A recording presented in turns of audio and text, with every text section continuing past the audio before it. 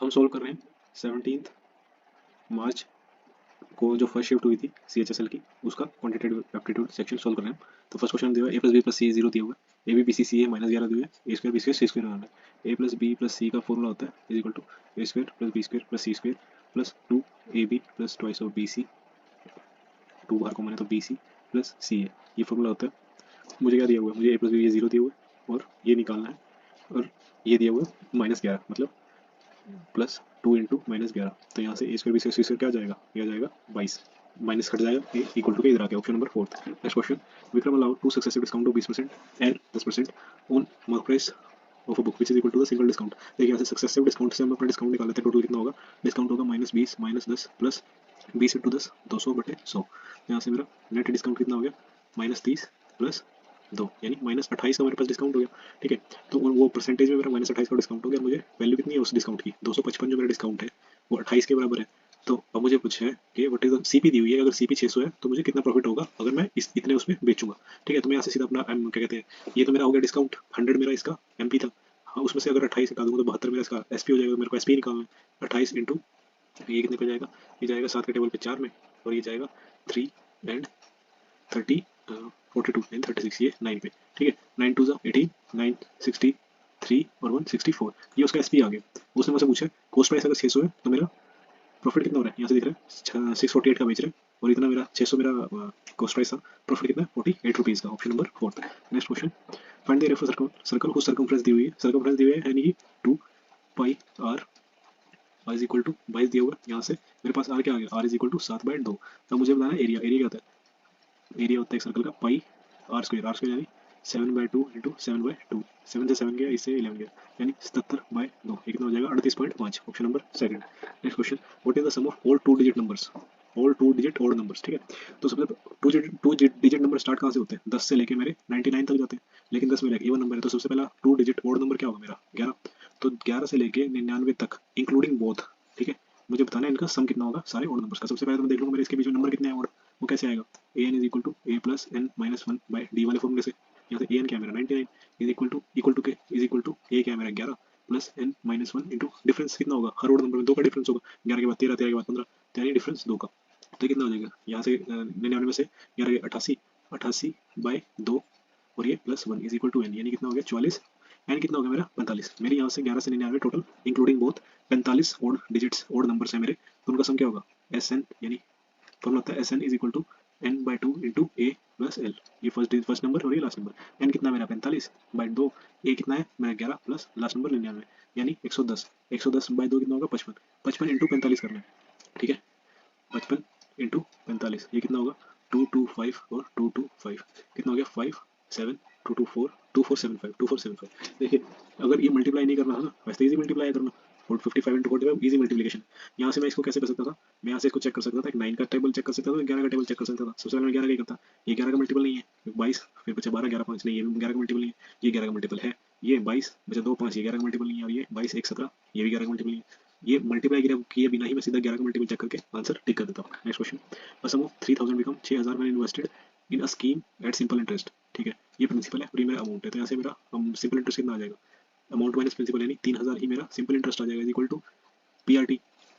Simple interest equal to principal into rate into time upon में 100। ठीक है, 3000 से 3000 गया, उसने बोला कि मुझे जो annual rate of interest and the number of years वो सेम है, मतलब R is equal to T, यहाँ से आर स्क्वायर क्या आ जाएगा 100 का स्क्वायर 100, और अगर रूट करूंगा तो ये कितना हो जाएगा, ये 10 हो जाएगा, आर इज इक्वल टू 10, और बोला कि r is equal to t, तो पूछा है what is the annual rate of interest, तो r is equal to t is equal to 10%,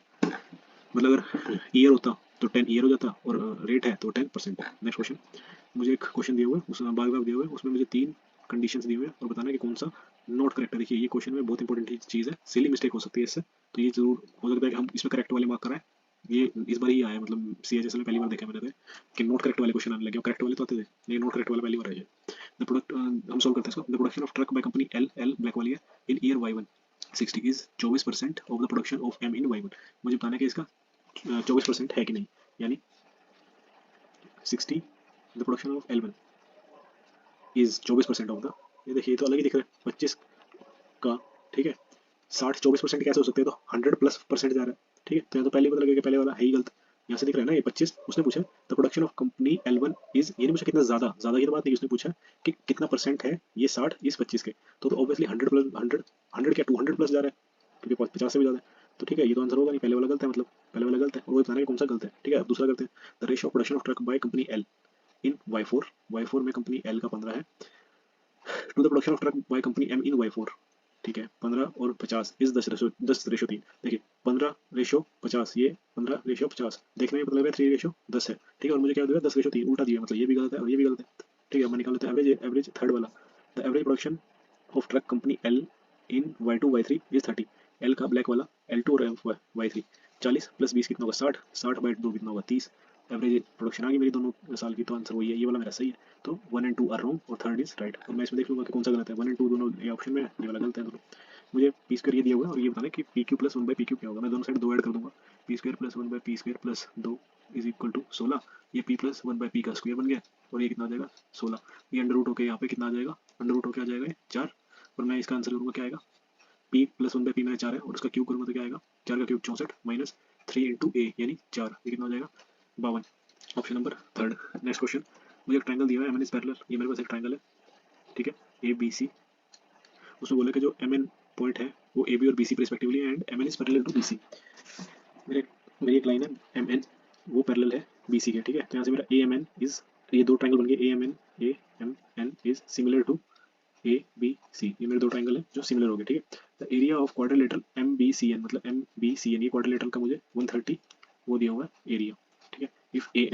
N 4 ratio दिया हुआ है और एन सी दिया हुआ है 5 रेशो, तो ए सी रेशो कितना हो जाएगा मेरे, ए सी इज इक्वल टू दोनों का ऐड करके 9 हो जाएगा, ठीक है ए सी 9 हो जाएगा, और अब यहाँ से अगर मैं इसका देखूँ तो a c by a n is equal to m n by m n b c, इस तरीके से फिर मतलब एक सिमिलरिटी का निकाल आ जाएगा। अब यहाँ पे मुझे क्या बताना है, एरिया, एरिया जब हमें किसी ट्रायंगल का निकालना होता है तो हम उसके साइड का स्क्वायर लेते हैं, ठीक है, तो area of triangle a, area of triangle a, चल a M n by area of triangle a B c is equal to side, कोई सी भी साइड हो सकती है लेकिन कोरस्पॉन्डिंग साइड होनी चाहिए, मतलब अगर ए एन है तो ए सी होगी, ए एम है तो ए बी होगी। अब हमें ये ए एन और ए सी के बारे में पता है, तो साइड ए एन का square A N square upon में और साइड ए सी का स्क्वायर, यहाँ से क्या आएगा, ये हो जाएगा साइड ए एन कितना है 4, 4 का स्क्वायर कितना होता है 16 और ए सी मतलब 9 का स्क्वायर 81, ठीक है। अब यहाँ से मुझे एक चीज़ दिखेगी कि अगर मैं इस ट्रायंगल में से ये छोटा ट्रायंगल माइनस कर दूँ तो मेरे पास इस क्वाड्रिलेटरल का एक एरिया आ जाएगा, और यहाँ पे मेरा यूनिट, अगर मैं इसमें से 81 में से ये 16 माइनस कर दूँ तो कितना आ जाएगा, ये आ जाएगा 11 में से 5 और 7 में से 65, ठीक है, ये मेरा यूनिट्स में एरिया है किसका, ये बी एम एन सी का, जो कि मुझे सेंटीमीटर स्क्वायर में कितना दिया हुआ है 130, मतलब 130 इज इक्वल टू 65, और पूछा क्या है the area of triangle M A N क्या है एम ए एन, वो 4 का स्क्वायर मतलब 16 दिया हुआ था, तो कितना हो गया 2, 16 32 सेंटीमीटर स्क्वायर हो जाएगा बी एम ए एन का स्क्वायर। नेक्स्ट क्वेश्चन, जो इस तरह के क्वेश्चन होते हैं इसका आंसर ज़्यादातर बनी आता है, ठीक है, ये एक स्टैंडर्ड क्वेश्चन टाइप है, इसका आंसर बनी आता है, तो इसका आता कैसे, ये देखिए, इसको अगर लिखूँ sine 4x is equal to 1 minus sine square X, ये क्या होगा कोस स्क्वायर एक्स, और इधर क्या हो गया साइन 4x, अब मैं दोनों साइड रूट कर दूँ तो इधर क्या आ जाएगा साइन स्क्वायर एक्स और ये खाली कोस एक्स बचेगा, ठीक है। अब मैं अपना आंसर देखूँ, मुझे चाहिए क्या, मुझे कोट में चाहिए, तो मैं यहाँ से sine x is equal to cos के नीचे ले जाऊँगा, एक साइन को हो जाएगा कोट एक्स, अब मुझे sine x is equal to cot x मिल गया, तो इस कोट एक्स की जगह मैं क्या लिख सकता हूँ साइन 4x प्लस कोट की जगह साइन स्क्वायर एक्स, और उसी की वैल्यू मुझे 1 दी हुई थी, आंसर आ गया 1। Next question, the alternative for trying, मुझे हाइट दी है 8 एंड कोर्स बेस दिया हुआ 12, एरिया बताना है, ये तो होता ही formula half of base into height होता है, बच्चों वाला क्वेश्चन है ये, ठीक है, तो 8 इंटू 12 बाय हाफ कितना हो जाएगा 96 का आधा 48। Next question, the if the numerator of a fraction is increased by 140%, then the denominator of a fraction and the denominator of a fraction is decreased by 80%, the resultant fraction is this, देखिए मैं मान लेता हूँ मेरा एक fraction है x by y, ठीक है, उसने बोला कि मेरे जो न्यूमरेटर है उसको मैं 140% बढ़ा देता हूँ, ठीक है, 140% बढ़ाना मतलब वो अपने आप का ही 240% हो जाएगा, ठीक है, और जो डिनोमिनेटर है उसमें 20% डिक्रीज किया, मतलब 20% डिक्रीज करने का मतलब क्या है 80% रह जाएगा वो, और ऐसा करने के बाद मेरा जो फ्रैक्शन आ गया वो क्या आएगा 12/7, अब इसे सोल्व करूँ तो क्या आ जाएगा 100 से 100 कट जाएगा और 80 ये आ जाएगा 3, ठीक है, 3 से गया ये 4 पे, आंसर क्या आ जाएगा x और y, मेरा जो ओरिजिनल फ्रैक्शन था 4/7 मेरा ओरिजिनल फ्रैक्शन था। नेक्स्ट क्वेश्चन, यहाँ पे मुझे दिया हुआ वैल्यू, अब सेक स्क्वायर 20 माइनस कोट, अब इसका कॉम्प्लीमेंट्री एंगल होता है tan स्क्वायर 20 होगा, ठीक है, sec square 20 minus tan square 20 क्या होता है, ये 1 होता है, sec square theta is equal to tan square theta plus 1 होता है, फॉर्मूला उस वाले फॉर्मूले से 1 आ गया, और बाहर क्या था 3/5, वही मेरा आंसर आ जाएगा। Next question, A can complete a work, मेरा एक वर्क है 100%, उसमें मुझे दिया हुआ ए 100% वर्क को 40 दिन में करता है, तो 20% वर्क को कितने दिन में करेगा, वो करेगा 40/100% इंटू 20, कितना हो जाएगा, ये हो जाएगा 8 डेज में। Next question, Paras sold his good 4 rupees this eight इतना प्रॉफिट, मतलब 33.33 का प्रॉफिट, मतलब 3 की चीज को 4 में बेचा है, और ये 4 है कितना 960, ठीक है, ये 4 ये है। Find the price at which he must sell, ठीक है, तो 4 अगर वो 4 का बेच रहा है तो उसकी कॉस्ट प्राइस कितनी होगी, ये उसकी सीपी होगी, और वो बोल रहा है कि उसको अगर 20% का प्रॉफिट चाहिए तो कितने बेचना चाहिए। अभी मेरे पास सीपी आ गई है, ठीक है, आएगी, मतलब इसको अगर सोल्व करूँगा तो मैं सोल्व क्यों करूँ, मैं सीधा ही प्रॉफिट निकाल दूंगा। 20% प्रॉफिट मतलब 5 की चीज को 6 पे बेचा, मतलब 5 की चीज को 6 पे बेचा। अब यहीं से मैं अगर सोल्व करना शुरू करूँ तो आंसर क्या आएगा मेरा, आंसर आएगा, ये 4 था ना, यहाँ से ये 240 आ जाएगा, 240, और ये 5 से गया 48, 48 इंटू 18, ये कितना आ जाएगा, ये आ जाएगा क्या जाएगा 96 इंटू 9, 9 6 54, 9 9 81, और 5 8 64, option number third. Next question, a man drove from home at the speed of 60 kilometre hour and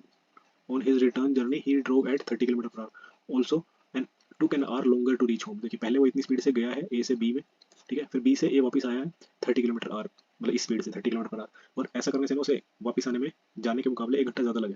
अब डिस्टेंस तो सेम ही है दोनों केसेस में, जितना ए बी का डिस्टेंस जाने में था उतना डिस्टेंस आने में है, तो अगर distance is equal to speed by speed into time होता है, अगर या ऐसे लिख सकते हैं speed is equal to distance by time होता है। अगर डिस्टेंस कांस्टेंट है तो speed is inversely proportional to time. तो अब मेरा पहले कितनी थी 60 किलोमीटर पर आवर, स्पीड्स का रेशो, मतलब स्पीड्स को लिख रहा हूँ मैं 60/30, रेशो कितना हुआ 2:1, ये मेरा स्पीड था पहले, ठीक है। तो मेरा टाइम क्या होगा, क्योंकि इनवर्सली प्रोपोर्शनल है तो 1:2 टाइम हो जाएगा। और उसने बोला है कि पहले मेरा जितना टाइम लग रहा था उसके मुकाबले अब 1 घंटा ज़्यादा लग रहा है। यूनिट्स में मेरा कितना ज़्यादा लग रहा है, 1 unit, 1 unit is equal to 1 hour. तो यानी पहले पहले मुझे 1 घंटा लगता था ये 60 किलोमीटर पर आवर से डिस्टेंस कवर करने में, और अब 30 किलोमीटर पर आवर से मुझे 2 घंटे लग रहे हैं, अभी 2 घंटे का डिफरेंस है। तो उसने मुझे बताया कि डिस्टेंस कवर्ड कितना है, डिस्टेंस क्या है, ये स्पीड है और ये मेरा है टाइम, तो 30 × 2 60 आ जाएगा, चाहे आप इधर से करो 60 × 1, ये भी 60 किलोमीटर आ जाएगा,